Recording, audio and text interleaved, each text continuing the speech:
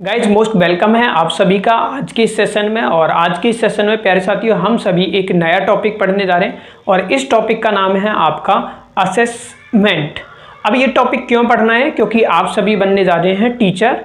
तो टीचर जब आप बन जाएंगे तो आपको बच्चों का असेसमेंट करना है। असेसमेंट क्यों करना है, क्योंकि असेसमेंट की अगर हम बात करें तो देखिए बच्चा जो है वो विद्यालय यानी स्कूल में सीखने के लिए आता है, पढ़ने के लिए आता है, जहाँ पर वो बहुत सारी चीज़ें सीखता है, लेकिन उसके सीखने में भी कुछ गैप हो जाते हैं, उन गैप का भी आपको पता लगाना है। तो असेसमेंट जो किया जाता है वो इसलिए किया जाता है टू इम्प्रूव लर्निंग, यानी हम बच्चे को और बेहतर तरीके से किस तरीके से सिखा सकते हैं। फिर हम इवैल्यूएशन भी करते हैं, इसी में टर्म आएगी, इवैल्यूएट भी करते हैं जिसमें हम फाइनल जजमेंट भी देते हैं। तो इस टॉपिक को आपको बहुत अच्छे से समझना है असेसमेंट को, और यहाँ से अमूमन परीक्षाओं में क्वेश्चन पूछ लिए जाते हैं। तो मैं कोशिश करूँगा आपको बहुत आसान तरीके से हर विषय हर टॉपिक को समझाने की कोशिश कर रहा हूँ। तो आइए शुरुआत करते हैं इस टॉपिक के बारे में। इस टॉपिक का नाम है आपका असेसमेंट।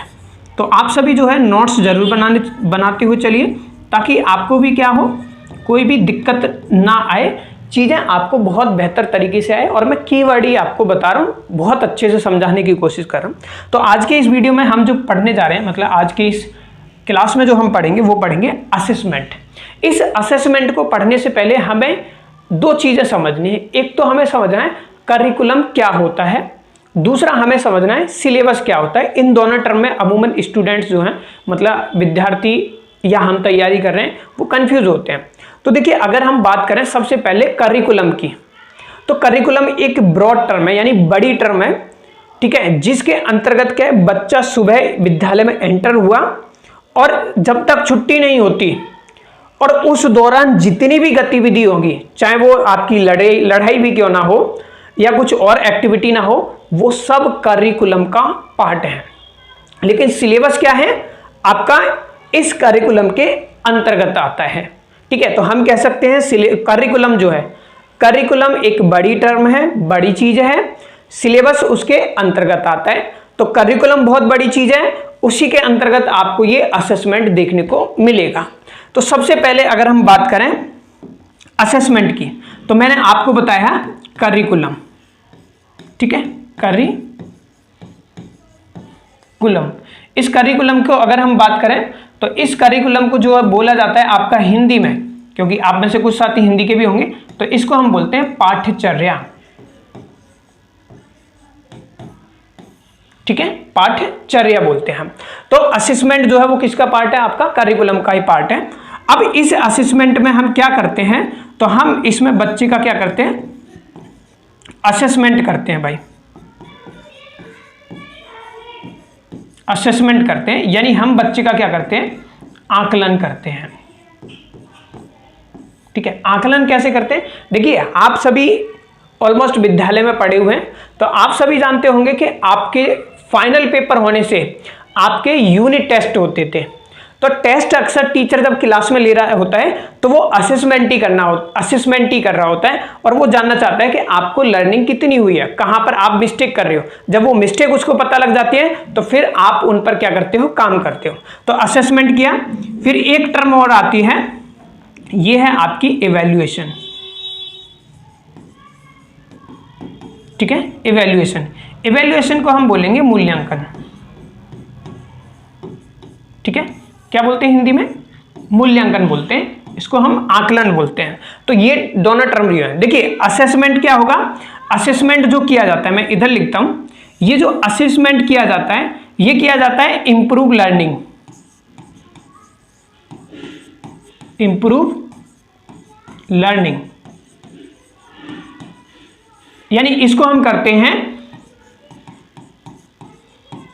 सीखने में सुधार के लिए। क्या करते हैं हम, असेसमेंट करते हैं। लेकिन इवैल्यूएशन क्या होता है, तो इस इवैल्यूएशन की बात करूं तो इवैल्यूएशन में क्या करते हैं हम, इवैल्यूएशन में हम क्या करते हैं, फाइनल जजमेंट देते हैं, फाइनल जज, एक सेकेंड, JUDGMENT, यही होता है, फाइनल जजमेंट क्या करते हैं हम, देते हैं, ठीक है। तो देखो इसको समझते हैं हम, एक चीज समझाता हूं मैं आपको। अगर हम आज से कुछ समय पहले की बात करें, बिगिनिंग की।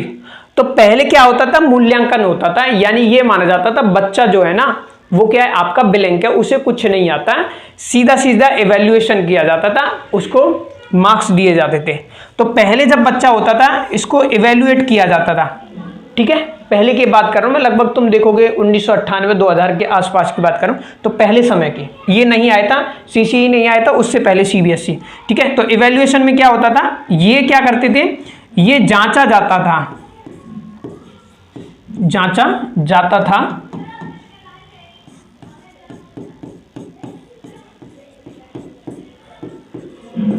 कितना आता है और क्या आता है या क्या है, ठीक है, क्या आता है, तो ये इवैल्यूएट करते थे। लेकिन फिर टर्म आई एक असेसमेंट में हमने ये भी देखा कि भाई इवैल्यूएट करने से पहले हमें बच्चे को क्या करना है, उसके लर्निंग को इंप्रूव करना है, क्योंकि बच्चा तो यहाँ पर सीखने के लिए आया है, तो दोनों को बहुत अच्छे से आपको समझ लेना है। मैंने अभी तक समझाया आपको करिकुलम है ना और सिलेबस के बारे में। तो करिकुलम का पार्ट है आपका असेसमेंट के अंदर दो टीमें आती हैं, असेसमेंट यानी आकलन, असेसमेंट में क्या होते हैं, हम लर्निंग को इंप्रूव करते हैं। असेसमेंट में हमारे इस टाइप के आते हैं, जैसे आपके यूनिट टेस्ट होते हैं, क्लास में टीचर टेस्ट लेता है, तो उससे जैसे फाइनल पेपर होते हैं आपके, देखो इसको बेस्ट एग्जांपल से समझा देता हूँ। इवैल्यूएशन क्या होता है, आपके फाइनल पेपर हुए, ठीक है, तो यहां पर आपको गलती सुधारने का मौका नहीं मिलता, तो इसमें होता है फाइनल जजमेंट, इवैल्यूएट किया जाता है। लेकिन तुमने देखा होगा जैसे 10वीं या 12वीं आप करके आए हुए, तो इवैल्यूएशन से पहले आपके प्री बोर्ड होते हैं, तो उसको हम बोल सकते हैं वो क्या है, आपका असेसमेंट है। असेसमेंट में हम देखते हैं कि आपने कितने नंबर का है, क्या क्या मैं गलती कर रहा हूं, तो इंप्रूव जो गैप होते हैं उनको फिल करते हैं, लर्निंग को क्या करते हैं हम इंप्रूव करते हैं। तो सेम चीज में हम बच्चे के क्लास में ले सकते हैं, छोटी क्लास में भी जब आपका क्या होता है, जैसे SA1 के एग्जाम होते हैं, तो उससे पहले आपने देखा होगा SA1 से पहले टीचर क्या करता है, क्लास में टेस्ट लेता है, ताकि आपका पता लग जाए कि आपकी क्या कमी है, या हम खुद भी देते हैं, ठीक है। तो इस चीज को आपको बहुत अच्छे से समझ लेना है, यही असेसमेंट है आपका, ठीक है। असेसमेंट क्या होगा, क्लास के दौरान लिया जाता है। फाइनल जजमेंट क्या है, आपने सब कुछ पढ़ा दिया, फाइनल में इवैल्यूएट करोगे आप, यहां पर गलती के इंप्रूव के बिल्कुल चांस नहीं है, यहां पर आप गलती को सुधार सकते हो। जैसे क्लास में टीचर ने टेस्ट लिया, तो टीचर क्या करेगा, कहेगा आपकी ये गलतियां हैं, तो अगले दिन दोबारा भी टेस्ट लेगा। लेकिन जहां पर आपके फाइनल मान लीजिए एग्जाम हो गए, तो उस रिजल्ट में जो आपका फाइनल है, फेल या पास है, तो वो आपका फाइनल जजमेंट होता है, इवैल्यूएट। तो यहां पर इंप्रूव नहीं है, अभी हम पढ़ेंगे क्योंकि ये बेसिक क्लास है आपकी, ठीक है। मैं टॉपिक को बहुत अच्छे से आपको धीरे धीरे समझा रहा हूं। अब सवाल यही आता है कि सर इसके एम क्या है, असेसमेंट करना है तो क्यों जरूरी है, तो हम ये भी कह सकते हैं वाई, है ना, वाई असेसमेंट, या हम कह सकते हैं क्यों करना है असेसमेंट,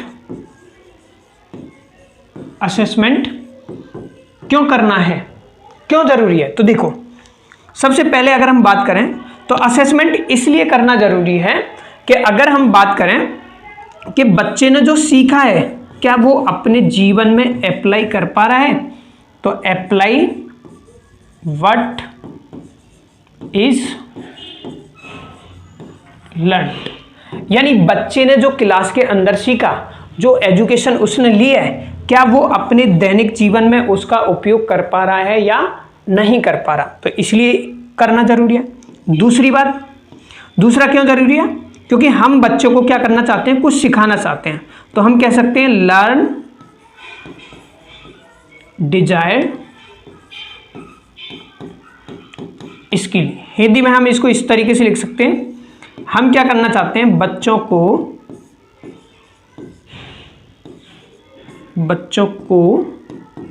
कुछ सिखाना चाहते हैं, तो इसलिए भी असेसमेंट करना बहुत ज़्यादा जरूरी है, क्योंकि हमने गैप का पता लग गया, और गैप का पता लग गया तो पता लग रहा है कि बच्चे को क्या है भाई, मान लीजिए कि भाई बच्चे को क्या है प्लस माइनस नहीं आ रहे हैं, तो 4 दिए, तो बच्चे को हमें पता लगा यार अभी बच्चे को, जैसे मैंने सिंपल ये दिए, जैसे मैंने एग्जाम ये 3 5 मैंने ये टेस्ट दिया बच्चों को 2 4 2 7, ठीक है। तो मैंने बोला बेटा इनका टेस्ट दो, तो एक टर्म मैंने दे दी ऐसे, ठीक है, और एक इस तरीके से दे दी, मतलब एक संख्या वाले दिए, कुछ दो संख्या वाले दिए, इस तरीके से देख सकते हो।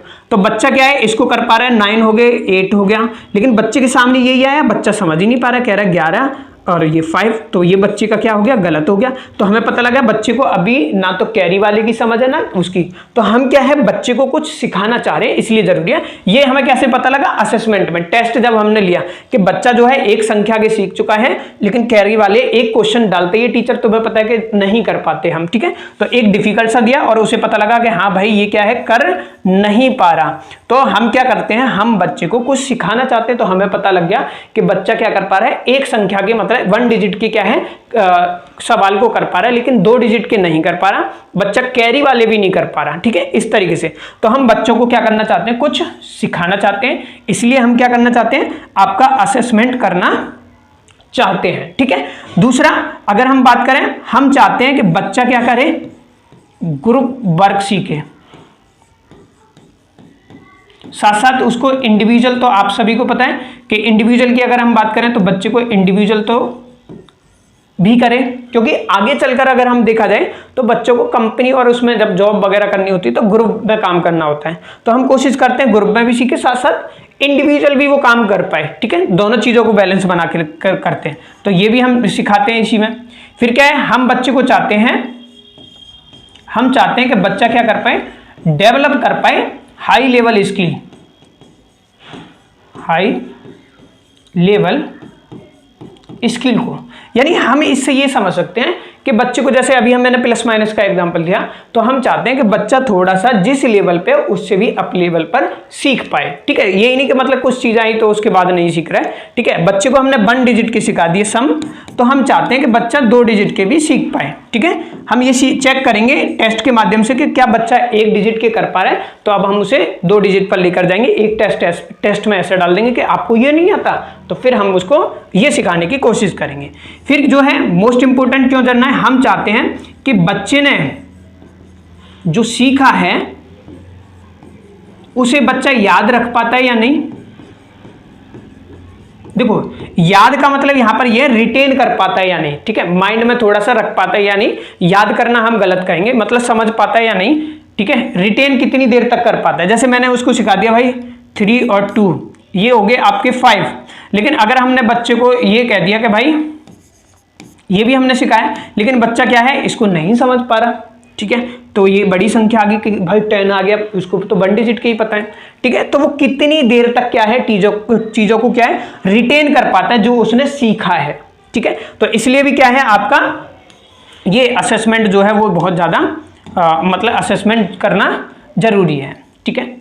अब इतनी बात मैंने आपको बता दी, होपफुली आप नोट्स बनाते हुए चल रहे हैं। अब समझ आता है कि ये तो हमने सीख लिया क्यों जरूरी है, लेकिन असेसमेंट हम करेंगे कैसे, क्योंकि क्लास में तो बच्चे डिफरेंट होते हैं, सब्जेक्ट डिफरेंट है, तो करने के तरीके भी होंगे। तो सवाल आता है कि हाउ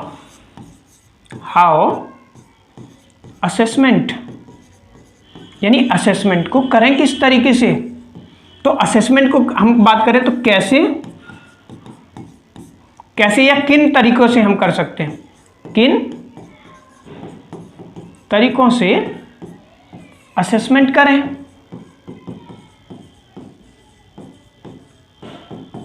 तो सबसे पहले कि अगर हम बात करें तो देखिए आपको समझना है कि देखिए जब आप असेसमेंट करते हो तो हमें जो यूज करना है वो करना है आपका मल्टीपल मेथड का यूज करें, मल्टीपल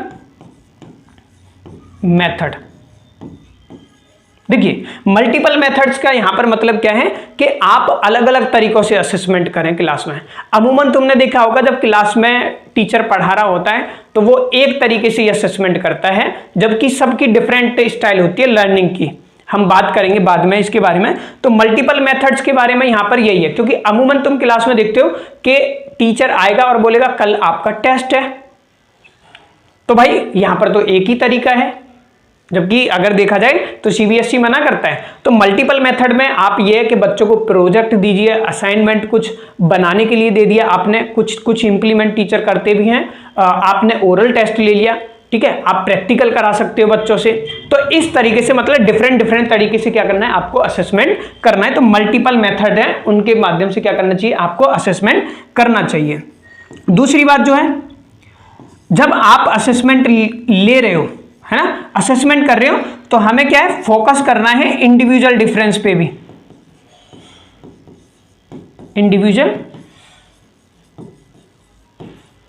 हमें इंडिविजुअल डिफरेंस पे भी क्या करना है, हमें ध्यान देना है।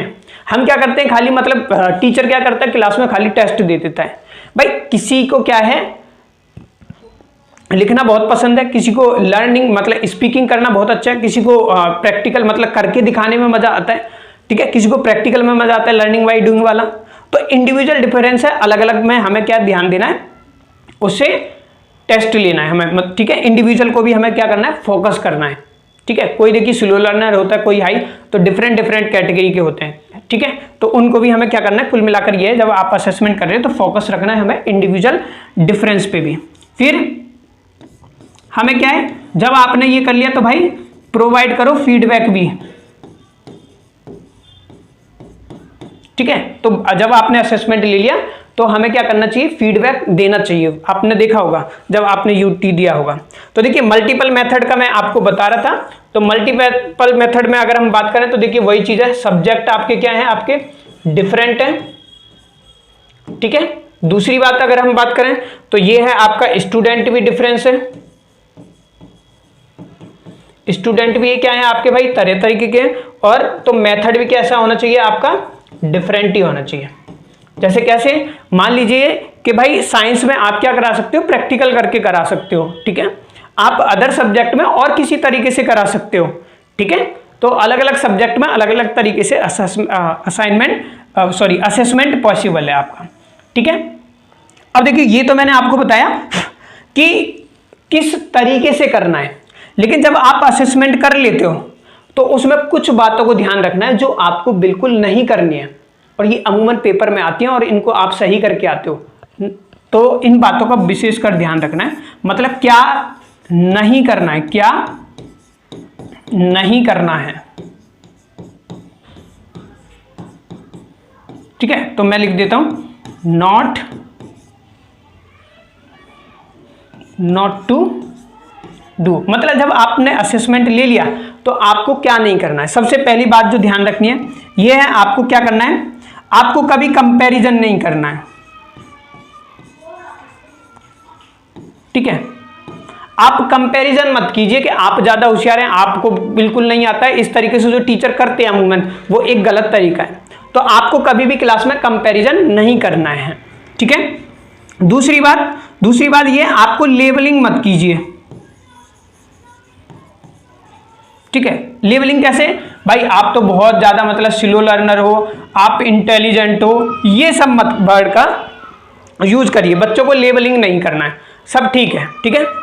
और अगर हम बात करें तो आप क्या नेगेटिव कमेंट मत कीजिए, नेगेटिव कमेंट यानी नेगेटिव स्टेटमेंट मत दीजिए, ठीक है। और इसको अप्लाई करना है भाई, ये बिल्कुल जो बातें मैं बता रहा हूँ ये फैक्ट है जो टीचिंग में अप्लाई, रियल लाइफ में भले कोई यूज करता हो या ना करता हो, बहुत टीचर आपको जैसे लिख देते हैं वेरी बैड, वेरी पुअर, ये, लेकिन नेगेटिव स्टेटमेंट रियल में टीचर को नहीं लिखनी चाहिए, ठीक है। ये इसकी गाइडलाइंस के अकॉर्डिंग है, ठीक है। तो नेगेटिव स्टेटमेंट मत दीजिए, ठीक है। उससे बच्चे के अंदर क्या है, मोरल डाउन ही होता है, मतलब नेगेटिविटी होती है। दूसरा क्या है, आप उनके अंदर कंपटीशन मत करिए, क्लास में बहुत से टीचर करते हैं ऐसा, ठीक है। तो कंपटीशन ना के बराबर होना चाहिए आपका, ठीक है। तो ये चीजें आपको नहीं करनी है, कंपैरिजन मत करो किसी का, आप बहुत ज्यादा इंटेलिजेंट हो, होशियार हो, लेबलिंग नहीं करनी है, ना ही नेगेटिव स्टेटमेंट देनी है, ना ही। तो मैंने आज आपको इसका इंट्रो मैंने आपको पढ़ा दिया है। मैंने आपको अभी तक जितना पढ़ा है मैंने आपको पढ़ाया था असेसमेंट के बारे में। असेसमेंट से पहले मैंने आपको बताया था कि असेसमेंट से पहले करिकुलम क्या है, फिर मैंने आपको बताया था सिलेबस क्या है, सिलेबस के बाद में फिर मैंने आपको बताया था कि असेसमेंट और इवैल्यूएशन क्यों है। असेसमेंट में क्या है, हम लर्निंग को इम्प्रूव करना चाहते हैं, बच्चे को बहुत कुछ आता है, देखना चाहते हैं क्या गैप रह गया है। फिर क्या है, इवैल्यूएशन में इवैल्यूएट करते हैं, फाइनल जजमेंट। असेसमेंट क्यों करना जरूरी है, बच्चे ने जो सीखा है क्या वो अपने दैनिक जीवन में उसको अप्लाई कर पा रहा है डेली लाइफ में। जो हम बच्चों को कुछ सिखाना चाह रहे हैं तो वो सीख पा रहे हैं या नहीं, ग्रुप वर्क और इंडिविजुअल पे भी ध्यान देना है, डेवलप हाई लेवल स्किल सीख पाए बच्चा, उसने जो सीखा है उसको कितने मतलब रिटेन कर पा रहा है या नहीं कर पा रहा है। कैसे करना है, मल्टीपल मेथड है क्योंकि सब्जेक्ट डिफरेंट है, तो मल्टीपल मेथड का आप यूज कीजिए, स्टूडेंट भी डिफरेंट है, ठीक है, इंडिविजुअल डिफरेंस पे फोकस देना है, तो मेथड भी हमारे क्या है असेसमेंट के अलग अलग होना चाहिए, पेन एंड पेपर वाला ही नहीं चलता, मतलब टेस्ट ही जरूरी नहीं है। प्रोवाइड फीडबैक देनी है हमें, क्या नहीं करना है, तो कभी भी कंपैरिजन नहीं करना है बच्चों का, लेवलिंग नहीं करनी है कि आप स्लो हो वो इंटेलिजेंट है, नेगेटिव स्टेटमेंट मत दीजिए, कंपटीशन मत बढ़ाइए, ठीक है। तो ये था आज का वीडियो, मिलते हैं आपसे नेक्स्ट वीडियो में, थैंक यू फॉर वॉचिंग।